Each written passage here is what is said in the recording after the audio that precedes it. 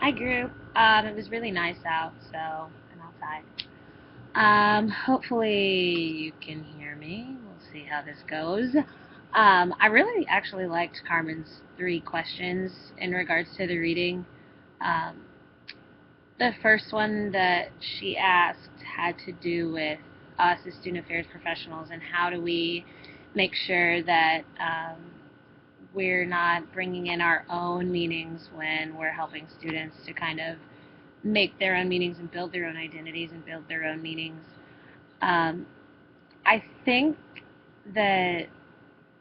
at the end of the day, like what what she was saying as far as like us being a part of that context, I don't think we're ever going to not be a part of a student's contextual framework or contextual knowledge. Like we're always going to have some sort of influence just because we work so closely with our students. But I definitely think that as long as we continue to sorry about the leaves, help them realize that they need to kind of socially construct their own meanings about things, like that may be the best way instead of saying, well, maybe it means this or maybe it means this, like not giving them options about what or how they define like their race or their gender or their sexuality or their class, but kind of being a scaffolding for them so that they can look at their own um, like social, cultural, political, any kind of societal environment and say, okay, based off of what I know, how do I build these meanings? Um, this reading, especially the Weber, kind of brought me back to Brockenbrenner as far as the um, micro and macro structural and social psychological theme. I thought about that a lot as far as like students looking at the individual relationships they have and that kind of being similar to that first layer in Brockenbrenner, and then the macro or the social structural being kind of those outer layers, and how do those things or how are those things all kind of interconnected, and how does that help them form their meaning? So maybe that's kind of one way that it can be approached. I don't know. I saw a tie there, so that's kind of where I took my answer. The second question that she asked was, how do we stay current on kind of the ever-changing categories and different things in higher education? Because I know there was an example about how different racial categories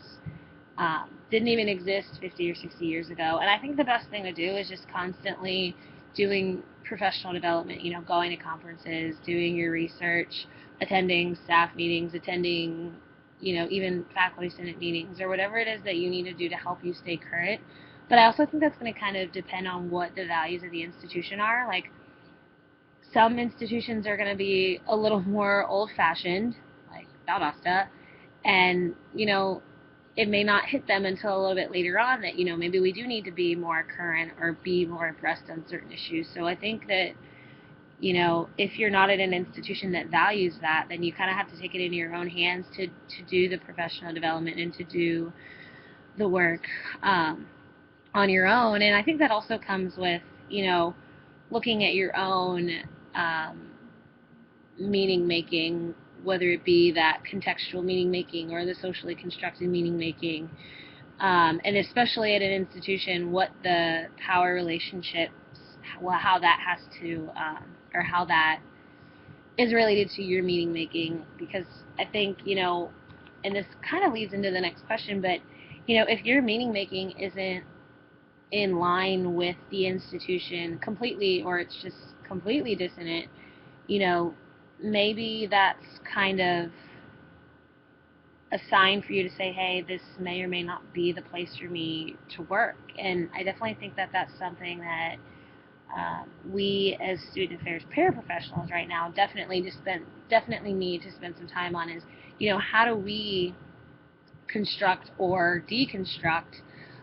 some of these definitions when it comes to race and gender and class and sexuality, and based off of what we construct or what we deconstruct, you know, when we're starting to look for jobs and internships, like, what do these institutions value, you know? And as an individual, if it's something that you would want to be in line with, you want to find those institutions that align with your values and with your meaning making. And if you're one of those people that, you know, you want to go in looking to change things, then maybe you want to find something or find an institution whose values or whose meanings or whose mission are, you know, in opposition to what you believe, because that's what you want to do. You want to go into work change to begin to change. So I think that it definitely depends on kind of what you're looking to do as far as the profession goes, but it has to start with us as individuals um, being able to construct or deconstruct those meanings to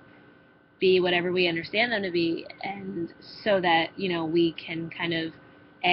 not only know where we're going with our careers, but then kind of, to go back to that first question, be able to help our students to construct or deconstruct meaning. Because if we can't do it ourselves and we don't understand the different power relationships, or what the context is or what history says, if we don't understand that, we're not going to be able to help our students do any of this, and that's